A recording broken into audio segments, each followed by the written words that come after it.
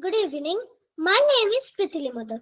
Today I am going to start Mantra Pushpam. Om Yopam Pushpam Veda Pushpavan Prajavan Shuman Bhavati Chandramava Apam Pushpam Pushpavan Prajavan Shuman Bhavati Ya Evam Veda Mayatanau Veda Ayatanavan Bhavati Agnirva Apamayatanam Ayatanavan Bhavati Yo Agnirayatanau Veda Ayatanavan Bhavati Apo Va Agnirayatanam Ayatanavan Bhavati Ya Evam Veda Yopamayatano Veda Ayatanavan Bhavati Vayurva Apamayatanam Ayatanavan Bhavati Yo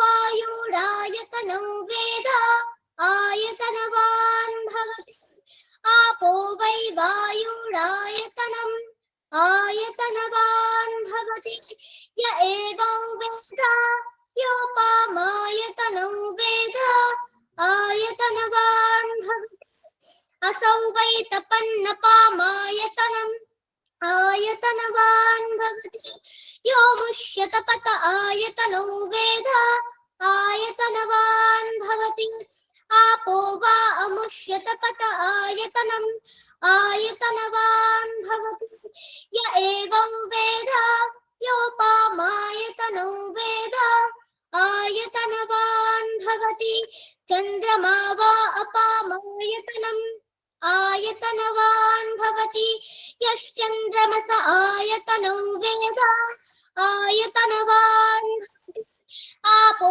Vai Chandramasa Ayatanam Ayatanavan Bhavati Ya Evam Veda Yopamayatano Veda Ayatanavan Bhavati Nakshatrani Va Apamayatanam Ayatanavan Bhavati Yo Nakshatranam Veda Ayatanavan Bhavati Apo Vai Nakshatranam Ayatanavan Bhavati Ya Evam Veda Yopamayatano Veda Ayatanavan Bhavati Parjanyo Va Apamayatanam Ayatanavan Bhavati Yah Parjanyasyayatanau Veda Ayatanavan Bhavati Apo Vai Parjanyasyayatanam Ayatanavan Bhavati Ya Evam Veda Yopamayatano Veda Ayatanavan Bhavati Samvatsaro Va Apamayatanam Ayatanavan Bhavati Yas Samvatsarasyayatanau Veda Ayatanavan Bhavati Apo Vai Samvatsarasyayatanam Ayatanavan Bhavati Ya Evam Veda Yopsunavam Pratishthitam Veda Pratyeva Tishtati Rajadhirajaya Prasahyasahine Namo Vayam Vai Shravanaya Kurmahe Same Kaman Kamakama Mahyam Kameshvaro Vai Shravano Dadatu Kuveraya Vai Shravanaya Maharajaya Namaha Om Shanti Shanti Shanti. Thank you.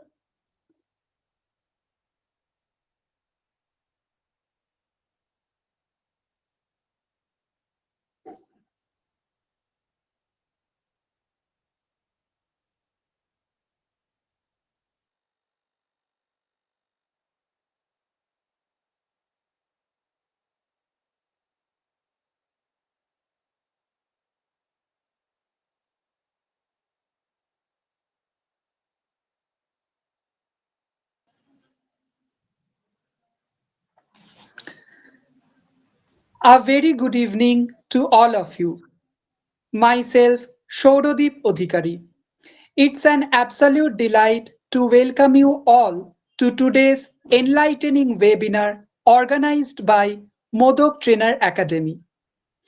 The topic we are about to explore, tragic emotion in Sanskrit literature, is as timeless as it is profound.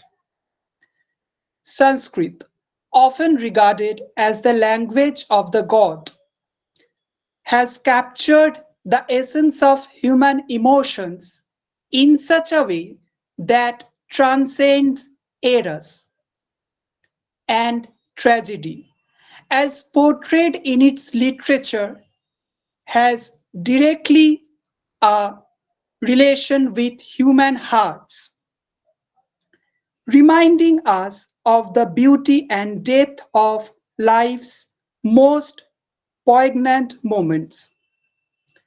Now, I would like to share few words with you about our today's eminent speaker. We are privileged to have with us today an extraordinary speaker, Professor Bijaya Goswami, whose name is synonymous with excellence in Sanskrit studies. A professor from Jadavpur University, Dr. Bijaya Goswami has dedicated her life to unraveling the intricate layers of Sanskrit literature and sharing its wisdom with the world. Her academic journey is nothing short of inspiring, with an MA and a To all, PhD I hope from a Jadavpur University. She has not only been a mentor to countless students but also enriched the literary world through her works. Her English translation of Lalita Vistara, published by the Asiatic Society, is a monumental contribution, bridging ancient Sanskrit texts with modern readers. Today, Dr. Goswami will guide us through the emotional depths of Sanskrit literature. This is a rare opportunity to learn from one of the finest minds in the field of Sanskrit literature. So, let's immerse ourselves in this journey and absorb the wisdom that Professor Goswami so graciously shares. Let's get started with this excellent session and uncover the tragic beauty of Sanskrit literature together. Now, I humbly request to Professor Bijaya Goswami, Madam, please start your valuable lecture. thank you.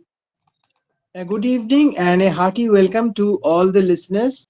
I don't know if I will be able to live up to the expectations that my introduction has produced, but I shall try my best.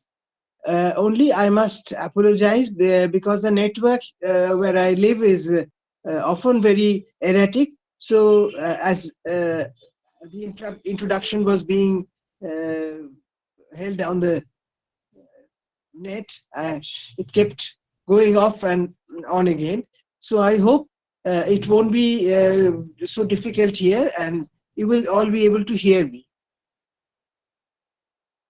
So without any wasting any more time, I should start what I began to say, which is the concept of the tragic emotion in Sanskrit literature. In the first place, in Sanskrit literature of any kind, there is a, a very important textbook that uh, in that Sanskrit dramaturgy and rhetorics follows, and that is Bharata's Natya Shastra, which was compiled somewhere around 200 BC. Because, as you know, ancient Indian history is not chronicled as Western history was. So we have to make some guesses and conjectures, and it has been placed, the Bharata's Natya Shastra has been placed around 200 BC when it was compiled. When it was actually written, or whether bits of it were compiled later on, is still a question that irks us, but I will not go into detail of that. Now, the Natya Shastra produces guidelines for not just Natya, that is drama, but any kind of literature that has been followed by the scholars over the centuries. And it is that we find the concept of rasa. Now, rasa is not a very new word, because we find it in Vedic literature. The term rasa we find several times in the Vedas, and the Natya Shastra is the fifth Veda, or the Panchama Veda, or the Natya Veda, and it is said to have been uh, constituted by Brahma for those who are not allowed to read the Vedas, read or hear the Vedas, because at one time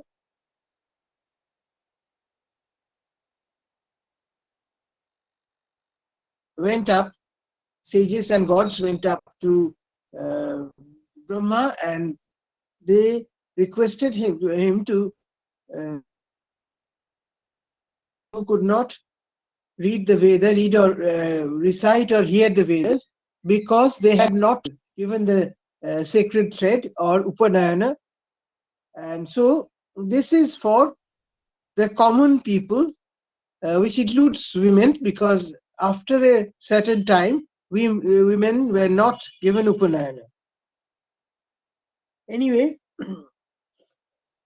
this is supposed to have been constituted with recitation from the Rig Veda, song from the Samaveda, acting from the Yajurveda, and rasa from the Atharva Veda. So rasa is a very important part of literature, and to that we will come. Now Bharata says that rasa, the concept of rasa, is an old one, and he says that he would discuss this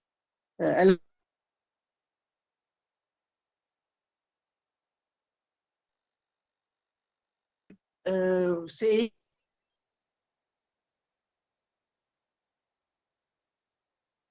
and tenets of the earlier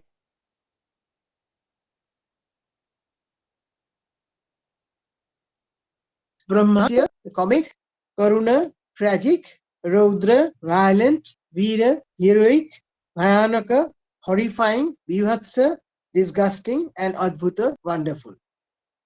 Bharata's own opinion about rasa is quite clear, that no sense can be conveyed without rasa. Nahi rasad rite kaschid artho pravartate. So rasa is of paramount importance.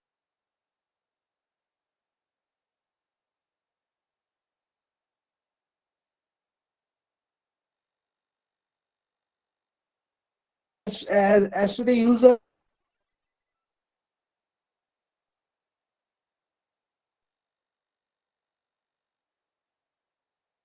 tragic emotion, is one of the 8 rasas recognized by Bharata. Now, rasa is an emotion that is aroused in literature. Literature or any kind of art, it might be aroused. And how does it arouse? It is felt, it is experienced by the audience or samajika, where there is a steady or long-lasting bhava or mood or sthai bhava, which is there from the beginning till the end, and there are vibhavas, which are the object and the excitant of the particular mood. Anubhava, or the outward manifestation of the mood, and Vyabhichari Bhava, that is transitory mood, which comes and goes. Uh, the sthai corresponding to Karuna Rasa uh, is shoka, which is grief. The vibhavas here are loss of a dear one, or loss of wealth, or a kingdom, or something like that. Mostly losses. And the vibhavas, or the object here, is the loss of the person, that person or thing that we crave. And the vibhavas, and there is a Vyabhicharins are moods such as nirveda, glani, that is sorrow or weariness or something, or these things. And karunarasa depends on the death or the imprisonment of a dear one, or hearing unpleasant words. And the anubhava, or the outward manifestation, is weeping, wailing, fainting, beating of one's own body, etc., which is how it might be presented on stage if it was acted.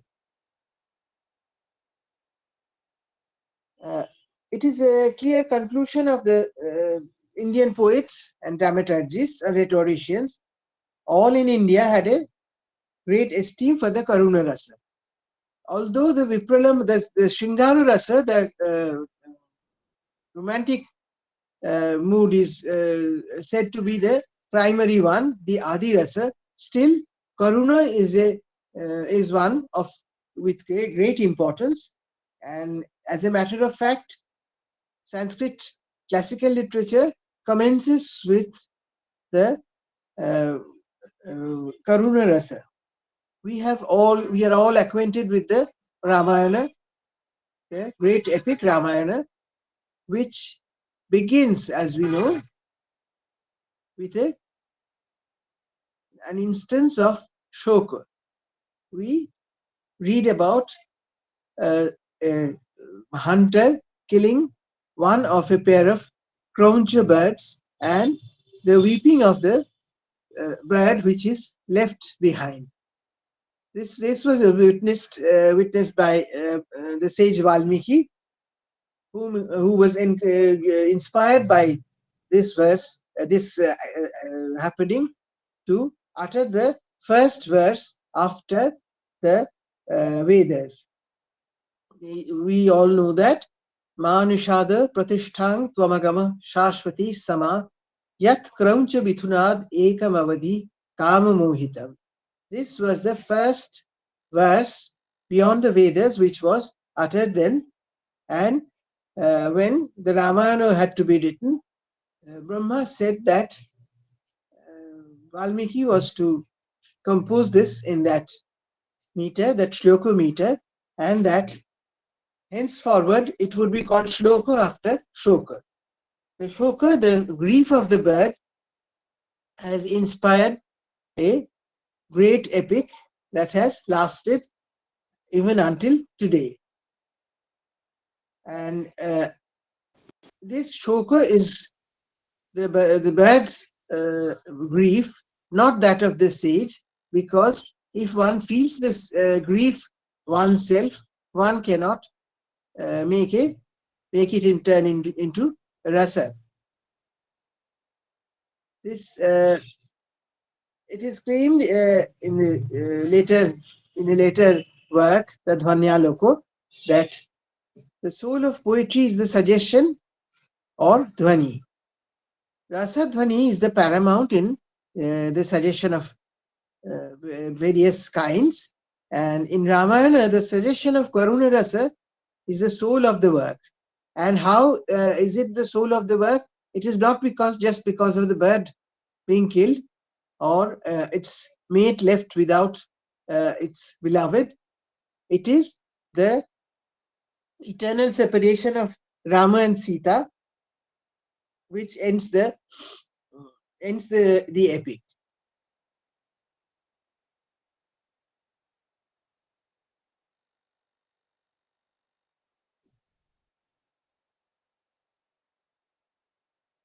Now, Bharata has already, we have said already how Bharata has said that Karuna Rasa drama, this is at least a clear inference, the emotion. Now, Karuna Rasa may be the dominant emotion where there is an eternal and total loss. If there is this is very rare in Sanskrit drama. A number of works come to the brink of such loss, but most of them don't accomplish it truly. Even in the play based on Ramayana by Bhavabhuti, Uttara Ramacharita, there also we come across a an union between Rama and Sita. So, Karuna means that there is a Nirapeksha Bhava, there is no possibility of regaining the loved one, while in Vipralamba Shringara, where there is a separation in love in separation,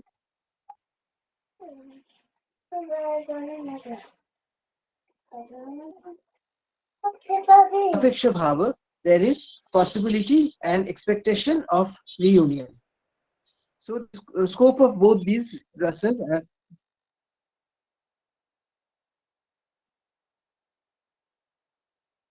in some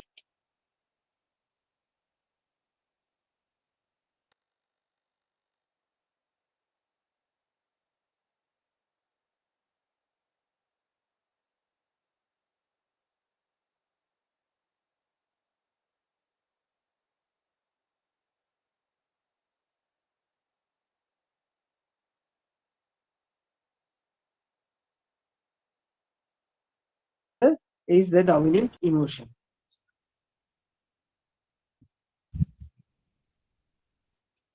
Excuse me, ma'am.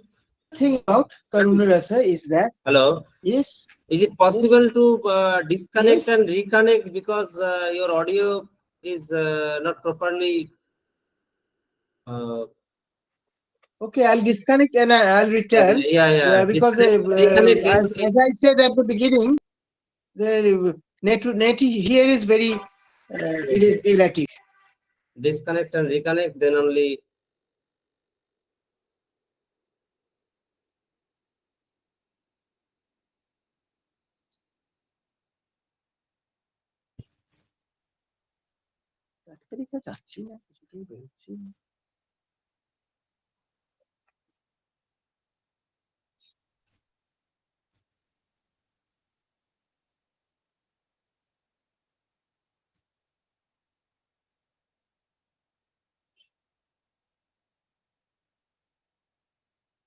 Now it may be okay.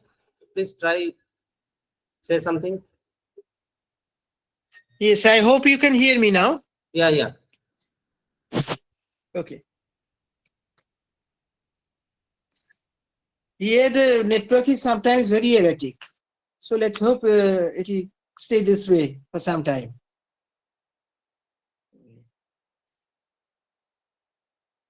As I was saying, Karuna Rasa is said to be a Ranjaka Rasa by another dramaturgist, Abhinavagupta, where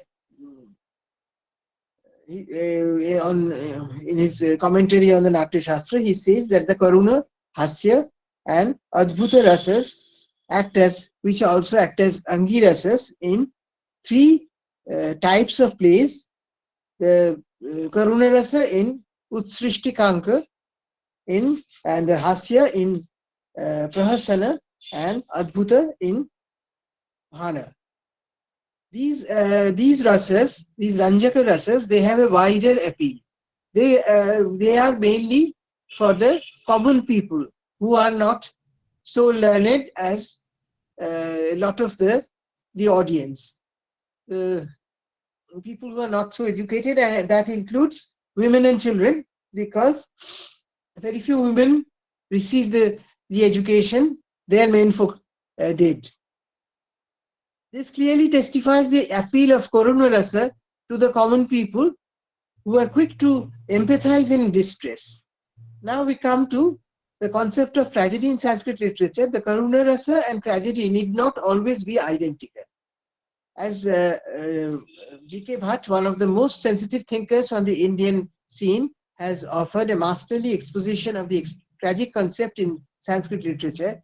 He says, although the tragic sentiment is found to dominate Sanskrit poetry and drama, the actual concept of tragedy itself is alien to this period of literary creation. Tragedy is a particularly Western concept, he says, and that is perfectly right. That is why it is said mostly that there is no tragedy in Sanskrit literature. A theory that I cannot hold with, because I just spoke to you about the Ramayana, which is considered the biggest tragedy in Sanskrit literature. A tragedy as such is a literary composition with certain formal aspects.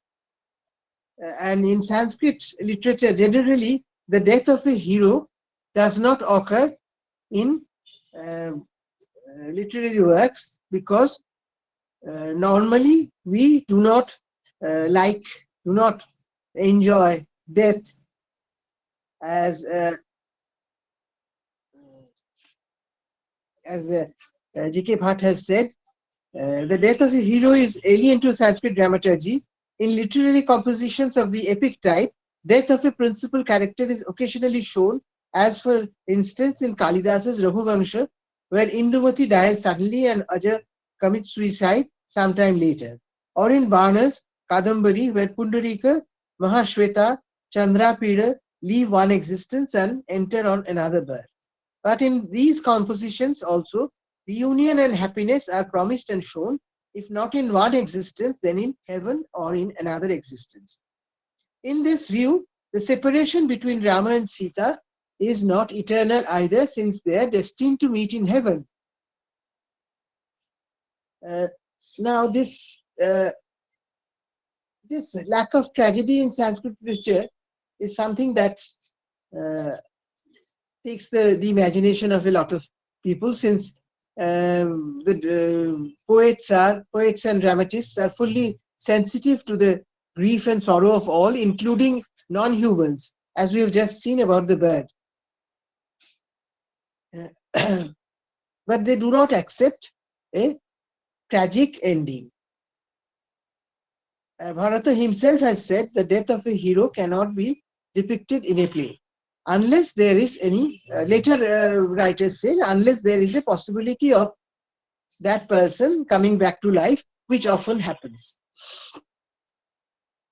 As in quite a famous play by the king Sriharsha Nagananda, which is taken from a story in the Katha Sarit Sagara. Jimutavahana, an incarnation of Buddha, the Bodhisattva, gives up his life to save the life of a serpent, Shankachura, and he on stage he is shown as dying, and then the goddess Gauri comes and revives him. But this acting of death on stage is not encouraged, because it is very difficult to show on stage. At that time, there were no screens, so that when an act finished, the curtains couldn't be drawn. Only one instance of death on stage until the end we see, that is the Urubhanga by Bhasa. That is the single instance of death at the end of the play. Otherwise, it is not really encouraged. And apparently there are two kinds of deaths, one by disease and one by violence, like chopping off a head or something like that, which is totally abhorred on stage, because it is a gruesome sight and not to be shown to the audience.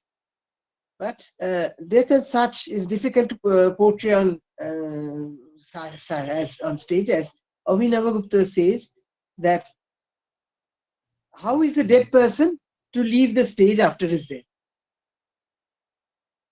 In fact, any of us with any kind of acting experience have encountered the difficulty of playing dead and lying dead on stage after the play has finished or the act has finished, until it is possible for the person to get up and go off. Besides, the presence of a corpse on the stage is contrary to the dramatic rituals of songs, etc., that are essential to the play. Again, the samajika or audience would also feel very uncomfortable if in this unpleasant situation. So all kinds of death should be shunned on stage. As a corollary, of course, there is a concession that death may be shown on stage if there is promise of immediate revival. All this leads to one to conclude that although the tragic sentiment gets full play in Sanskrit literature, tragic endings are rare. The reason for this, according to G.K. Bhatt again, lies in the Hindu view of life. We know in the Bhagavad Gita it says, Gatasun agatasunshcha nanu shochanti pandita. The wise do not mourn either the death or non-death of any person. Probably this is the reason why we do not come across the kind of tragedy that is presented in the Western field, where many exalted characters are shown facing their downfall. But death is not the only tragedy to befall man. So it is possible to find many such instances, just as I said, like the Ramayana, like Ajavilapa in Raghuvansha, in Nagananda, etc., where death is there, or death ends one aspect of the story. But how does it differ from the Western concept of tragedy? Now, in tragedy, mostly we come across, we mostly deal with the theories of Aristotle, but there is also earlier on the theory of Plato. Plato, as we know, as Aristotle's master. As we know, Plato in his Republic has said that poets should be banned from his state, his ideal state, because they told lies and stirred up undesirable emotions. As a result, they are responsible for corrupting people. However, he has effectively explained pleasure in tragedy. Now we do feel pleasure in tragedy, not because of something bad happening, but because the tragic emotion is so close to our hearts that we can empathize with it. Now, Plato explains this as follows. When in misfortune, we feel a natural hunger and desire to relieve our sorrow by weeping and lamentation, and that this feeling, which is kept under control in our own calamities, is satisfied and delighted by the poets. The better nature in each of us, not having been sufficiently trained by reason or habit, allows the sympathetic element to break loose, because the sorrow is another's. The feeling of sorrow which has gathered strength at the sight of misfortunes of others is with difficulty expressed in our own. This is a way of explaining pleasure in tragedy, but it is not really a very happy one, because I don't think anybody thinks that we are happy because somebody else is happy and not unhappy and not us. However, catharsis is something that Aristotle advocated in understanding the way we enjoy tragedy, and we do enjoy tragedy. That is where Aristotle's theory of catharsis comes in. Catharsis may be explained in the medical, the religious, or the moral context, but basically it means to purge the undesirable elements from the system. So that is why the medicine part of it comes. But here the name comes from the ancient cult of Dionysus, where a dance of sacred frenzy claims to clear the cleans the follower of all diseases and impurities. In a tragedy, the audience experiences a feeling of fear and pity. Fear and pity because at the sight of a noble character who is doomed to a terrible fate because of some error he has committed, and there is pity for his misfortune and fear of what he is going to face because of some fatal flaw in his character. Now, in this way, the object of pity, and this object of pity, this pity turns into fear when the object of pity is very close to us, and his or her misfortune appears to be our own. Both of these emotions are essential to tragedy. The full tragic effect requires the union of the two, nor can the distinctive function of tragedy as catharsis be discharged otherwise. As a result of this catharsis, one feels the relief from the pain of emotional essences and passions. This is something like, this is a very prosaic way of saying it, of incising a boil. If you have a boil and it is very painful, you cannot get rid of the pain unless it is incised and the pus drains out, and then it pains no longer. There is a bliss of comfort, no pain. As Milton says, his servants he with new acquist of time experience from this great event, with peace and consolation hath dismissed, and calm of mind, all passion spent. So this is the state of the audience's mind when they leave the theatre at the end of a tragedy, all passion spent. But this actually does not explain the pleasure a person takes in reading or watching tragedy. It is obvious that he must do so, otherwise he would not go again and again. He does not consciously feel pleasure. That is, as Nuttall says, one can enjoy an activity or process without at any point thinking consciously, I'm enjoying this, I like this, or this is very agreeable. Instead, one may be thinking only of the activity itself. Nobody can think while they are watching a tragedy being enacted, I'm enjoying this, but he is enjoying it. A number of scholars have claimed that Aristotle's catharsis means a purification or sanctification of emotions.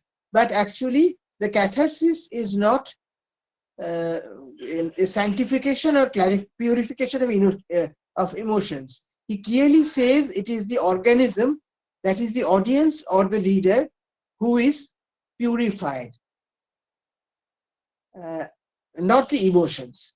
The emotions are the impurities to be removed. Strangely though, it is the emotion that we enjoy, not the calm after the so-called purification. So it's very difficult to say why exactly we enjoy it. A lot of theories have been put forward by the Western scholars. I'll come to the most modern of them that I have read by Nuttall. He says catharsis implies passive experience, a mere loss of dangerous emotion. Exercise implies an active use of emotion. For the process to work, two things need to be the cause. First, the situation must be hypothetical rather than categorical. And second, that it should nevertheless involve a probable relation to real danger. If there is no probability to face, the exercise will not be testing, nor it will not energize. When we watch a tragedy, it seems clear first that we identify with the protagonist, and second, that the pleasure of the tragedy is inextricably bound up with a consequent pity rather than simple exaltation over a fallen victim. It is this fact of identification yet non-identification that has been brought out in the ideas of the Indian writers. In the relish of rasa, we see there is identification and non-identification, both. The experience of rasa or the relish of rasa, one may say, is as much as another's as his own, different yet non-different. Parasya na parasyeti, mameti na mameti cha, tada swado vibhavade parichedo na vidyate. Thus, the individual emotions cannot be rasa, they must be universalized to be termed, as Dhanikaru has said, kavyasya saevarthas tatha chadi kave pura kraucha dvanda viyogatha shoka shlokatva marata. As I have already stated before. The bird's grief was an inspiration to the poet, but it was not his grief. He identified yet did not identify with the bird's grief. Even pleasure, when it is relished in literature, is not one's own or somebody else's. Like, a person eats something very tasty and he says, "This is very tasty," and the people around him, they do not have the same relish because they're not eating it, or even if they're eating it, it is a different relish for each of them. It is not the same. So the relish must be universalized. It must belong to everybody, so that there is no hiatus.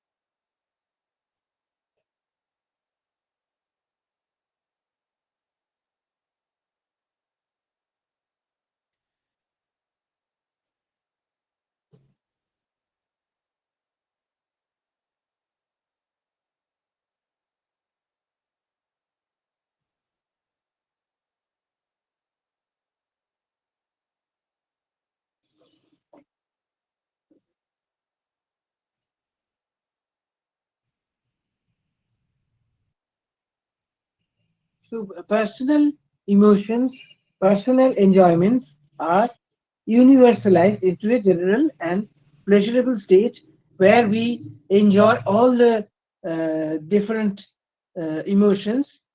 And love normally is an enjoyable emotion for everybody to relish, but others, like grief or fear, bhayanaka, we enjoy watching horror movies, don't we?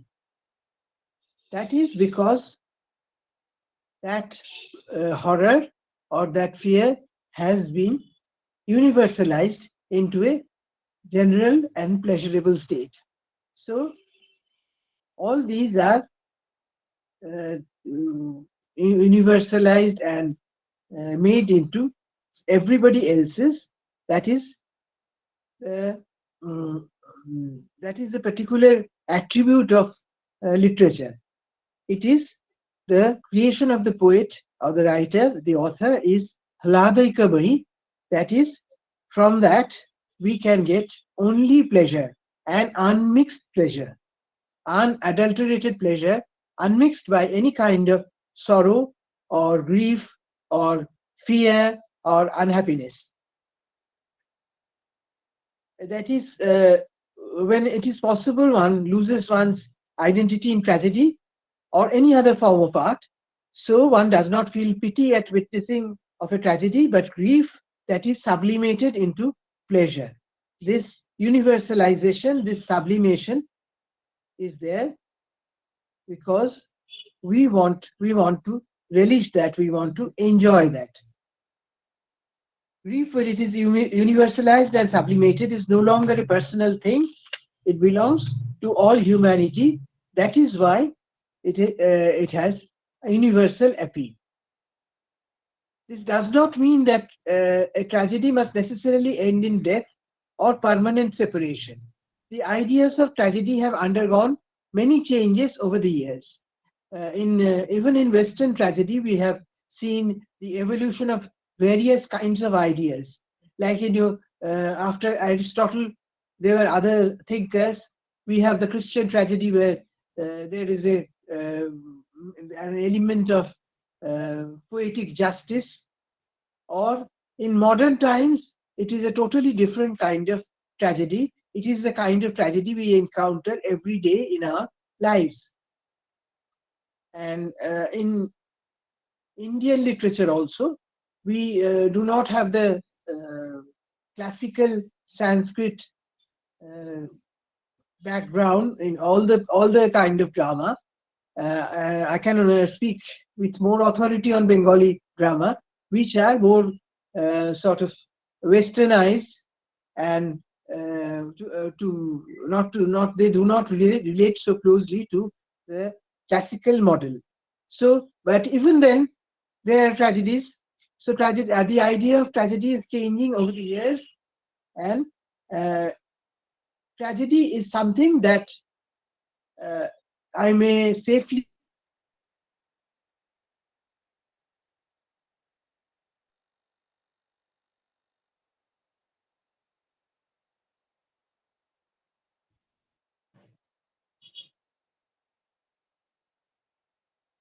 people do enjoy tragedy, and that is not because people like to see other people being unhappy or sorrowful, but because they lose themselves in the sublime enjoyment of a very high category of feeling, of emotion, and lose themselves in that. Now, this is a very different kind of enjoyment, not like enjoying food or clothes or traveling or that sort of thing. It is a totally different kind of enjoyment, different kind of pleasure that we experience here.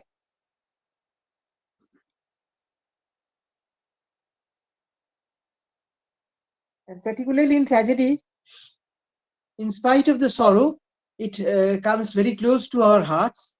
And in this way, Bhavabhuti, as we said, one of the most sensitive exponents of Karuna Rasa, has said that it is the Karuna which is the only rasa, while all others are variations. Eko rasa Karuna eva nimitta bheda bhinna prithak prithagiva ashrayate vivartan avarta budbuddha tarangamayan vikaran ambho yatha salilam evahi tat samastam. Karuna is the only rasa, and the others appear as different rasas because of some slight difference in some characteristics, like water. The water might have whirlpools or bubbles or waves, but it is all water. These are only the different forms. So, as water is water, whatever form it takes, Karuna Rasa is the premier rasa that dominates our literature. And if we read the literature of various countries, we will find that tragedies are really the most popular of the various kinds of literature, and drama also. So I think this should be enough Actually, my throat is very bad, so I cannot continue much longer. So I would like to say goodbye to you just now. But in case you have any questions, you can also come back.